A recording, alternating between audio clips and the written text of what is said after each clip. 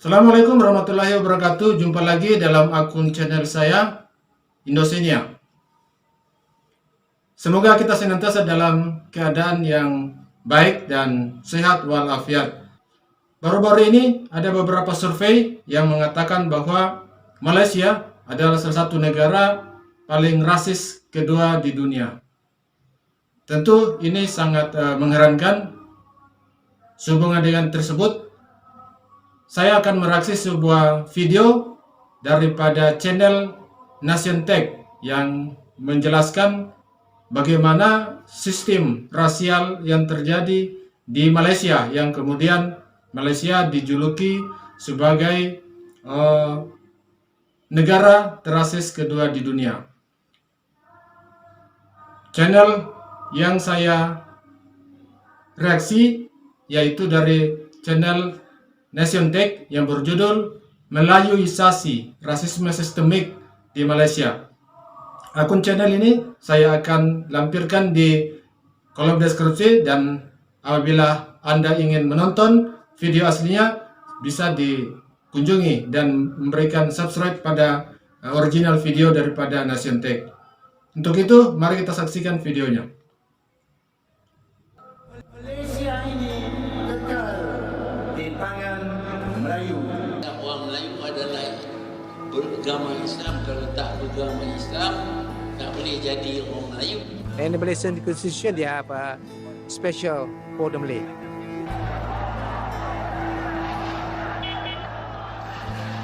Ini kerusuhan ya di Saya tahun lahir di Malaysia. Education semua, pelajaran saya semua kat Malaysia. So why the discriminations, right? For Indians, there are this amount of seats that should be given. For Chinese, there should be this amount of seats be given. What would make me return is maybe when all Malaysians are treated equally. Take a very firm stand and put an end to this racial. 就是说走qua那个滥权。那么刚才我已经上来总顾了。 Race and politics and religion are always very, very sensitive. I think you understand that. Tidak ada kondisi alami yang menyebabkan adanya dominasi dan hegemoni etnis Melayu dalam pemerintahan Malaysia selama lebih setengah abad ini. Puak-puak Hindraf ini dan juga mereka ini cuba mencabar yang di-Pertuan Agong, menimbulkan rasa keresahan di kalangan orang Melayu dan juga Bumi Putra. We the Malays have forgive a lot of things to these people. Sebaliknya, ia merupakan suatu proses yang sangat terarah dan sistematis untuk menciptakan struktur di mana etnis Melayu mendominasi politik dan memonopoli kehidupan administrasi negara. They have a special for the Malay. Chinese come from Chinese, India from India, but originally Malaysian is Malay is they our country. ya, kita tahu sendiri bahwa Malaysia itu masyarakatnya itu berbilang kaum, yaitu ada orang India, ada orang Cina, dan ada orang Melayu. Orang Melayu ini adalah suku-suku yang ada di Nusantara dan pribumi dari Semenanjung itu sendiri. Memang susah kalau seandainya di sebuah negara kemudian sistem kasta berdasarkan kaum itu masih berlaku. Tentunya pasti ada kecemburuan, ada rasa tidak suka dan tidak senang karena hak-hak warga negara Malaysia itu kemudian dipisahkan berdasarkan kaumnya. Ini banyak keluhan ya daripada warga Malaysia sendiri. Sejumlah ketentuan dalam konstitusi Malaysia yang mengamanatkan kedudukan khusus bagi etnis Melayu sejak awal telah digunakan untuk mengkonsolidasikan kekuatan mereka melalui kontrol terhadap seluruh lembaga negara. Orang Melayu adalah beragama Islam. Kalau tak beragama Islam, tak boleh jadi orang Melayu. Jadi kita nak satukan orang Melayu. Privilege bagi mereka yang didefinisikan dalam pasal 160 Konstitusi Malaysia sebagai orang yang beragama Islam, terbiasa berbahasa dan mengikuti adat istiadat Melayu tersebut dibentengi ketentuan pasal 153 Konstitusi Malaysia. Pasal yang mengamanatkan yang di-Pertuan Agung atau Raja bertanggung jawab untuk menjaga posisi khusus etnis Melayu. Ketentuan yang mencantumkan keleluasaan raja memberi keistimewaan menyangkut pelayanan publik dan izin, lisensi, beasiswa dan hal khusus lainnya bagi etnis Melayu. Malaysia ini kekal di tangan Melayu. Sejatinya, ketentuan-ketentuan yang merekomendasi hak-hak istimewa etnis Melayu dalam konstitusi warisan kolonial Inggris tersebut, hanyalah sebagai tindakan transisi. Pada 1956, Komisi RAID, Komisi Persiapan Pemberian Kemerdekaan atas Malaysia bentukan kolonial Inggris, merekomendasi, pada saatnya nanti, preferensi tersebut harus dikurangi, dan pada akhirnya harus dihentikan.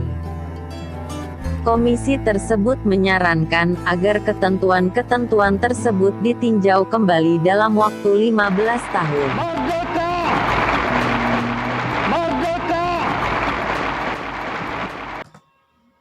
Jadi sebenarnya ketentuan-ketentuan tentang perbedaan-perbedaan hak antara kaum yang di Malaysia itu sebenarnya sudah diperkirakan dari zaman British sebelum kemerdekaan Malaysia ya. Dan dalam sebagaimana disebut tadi bahwa sebenarnya dalam 15 tahun itu harus ditinjau ulang gitu. Ketentuan-ketentuan yang sifatnya itu pembedaan antar kaum. Dan sampai sekarang apakah itu kemudian sudah direvisi? Nah, ini yang kita perlu lihat lagi ya. Sayangnya, hal itu tidak pernah dilakukan hingga saat ini.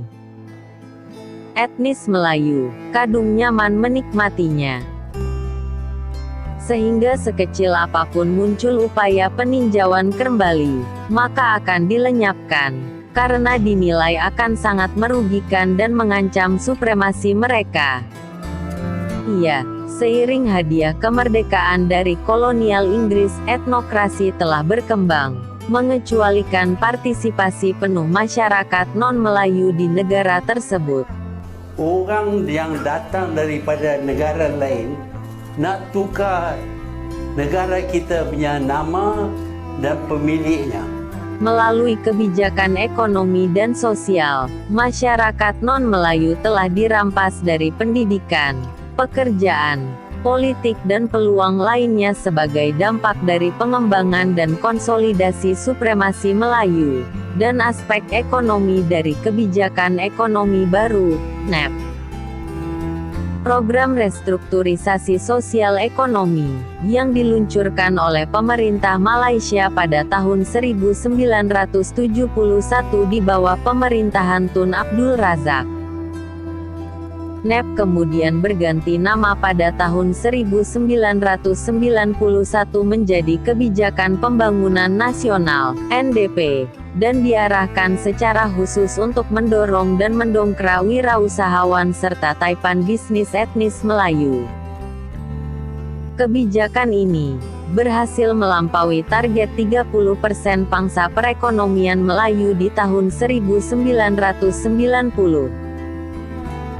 Kuota dalam pendidikan dan pelayanan sipil makin diperluas, begitu juga intervensi pemerintah pada sektor swasta. Dalam perkembangan terakhir, beberapa elit UMNO menyerukan agar target ekuitas etnis Melayu ditingkatkan menjadi 70%, sejalan dengan agenda Melayu yang mereka dengungkan.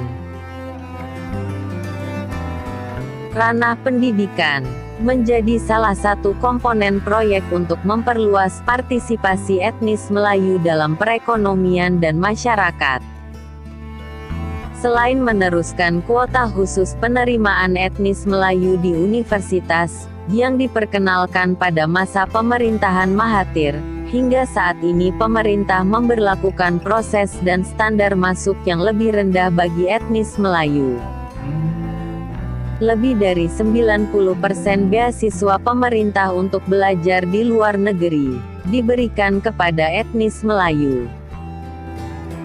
Beberapa universitas negeri, seperti Universiti Teknologi Mara, hanya menerima mahasiswa Bumiputra. Instansi dan perusahaan milik negara seperti Bank Negara, Petronas, Telekom dan Tenaga Nasional, hanya memberikan beasiswa luar negeri kepada etnis Melayu. Ternyata pembedaan berdasarkan etnis dan mengkhususkan orang Melayu itu juga pada sistem pendidikan mereka, di mana standar orang Melayu lebih diprioritaskan, di mana standar itu khusus orang Melayu itu direndahkan, sehingga kemudian untuk membuat orang Melayu banyak yang diterima di perguruan tinggi, sedangkan standar non Melayu itu agak sedikit tinggi, sehingga kemudian mereka susah untuk masuk ke universitas-universitas yang ada di Malaysia. Ini cukup parah juga sebenarnya. Pasti kaum lain juga pasti akan merasa tidak nyaman dan kemudian mereka protes. Wajarlah kalau mereka protes. Pengangkatan etnis Melayu sebagai dosen universitas juga meningkat dari 30% menjadi 95%. Di sektor pelayanan publik dan administrasi, upaya Melayuisasi seluruh pegawai negeri yang dilakukan sejak era pemerintahan Mahathir terus dijalankan. Kini lebih dari 90% pegawai baru di berbagai departemen pemerintah merupakan etnis Melayu. Bahkan pada instansi kepolisian dan angkatan bersenjata, angkanya di atas 96%. Praktek perekrutan serupa juga dilakukan di perusahaan-perusahaan yang terkait atau dimiliki oleh pemerintah, seperti Petronas, Tenaga Nasional, dan sebagainya. Ya, Melayuisasi seluruh pasukan pelayanan publik dan pertahanan telah memberikan kendali penuh atas administrasi publik dalam mencapai dan mempertahankan etnokrasi Melayu. Apa yang dulu sempat dikhawatirkan Komisi Reid benar-benar terjadi. Perlakuan istimewa yang dinikmati satu komunitas dalam jangka waktu yang tidak ditentukan, dengan alasan apapun, adalah sangat berbahaya. Ia telah ternyata menjadi lahan gembur egosentrisme.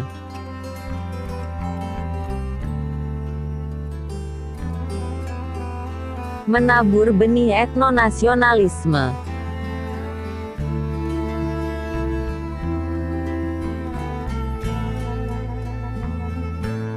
Menyemai bibit populisme.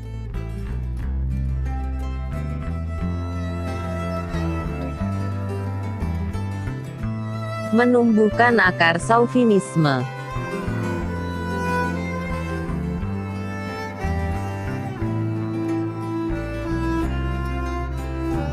Dan akhirnya membuahkan rasisme.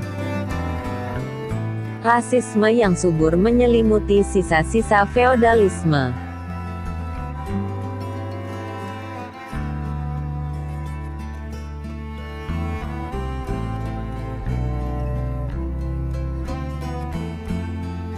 Gelar Malaysia sebagai negara paling rasis nomor 2 dunia, yang disematkan pada 2022, adalah pengakuan dunia yang layak disandangnya.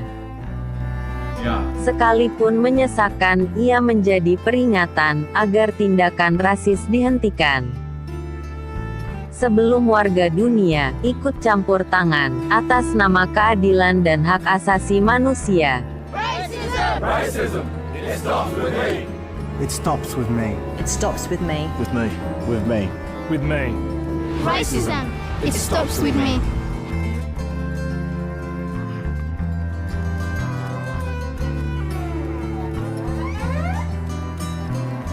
Terima kasih telah menonton video ini.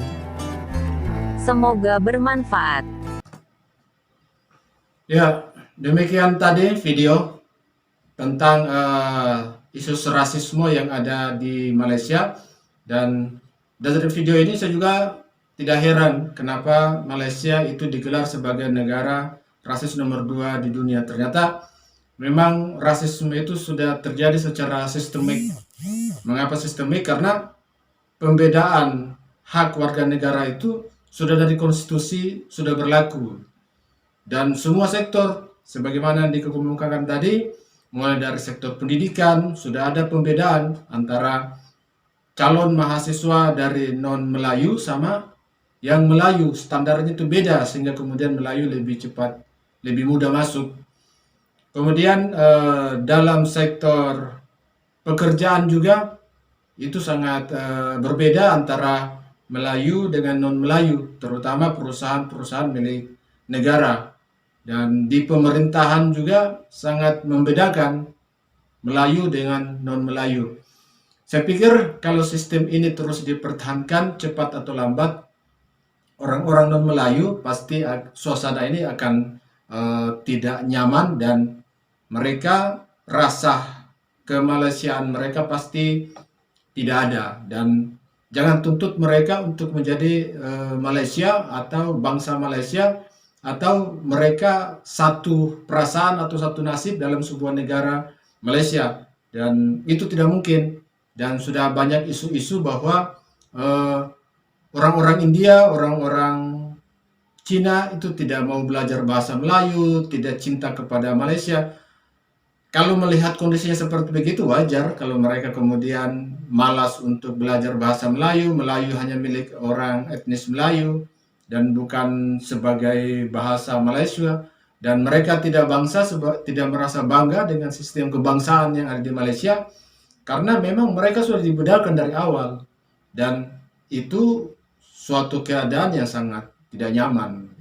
Dimanapun kita berada, ketika kita dibedakan berdasarkan kaum, berdasarkan warna kulit, saya pikir pasti itu tidak akan nyaman. Dan itu pasti akan terjadi pergolakan dan pasti akan terjadi perlawanan. Semoga ini bisa dikelola oleh orang Malaysia, orang Melayu, orang Cina, orang India, khususnya pemerintahan atau kerajaan Malaysia.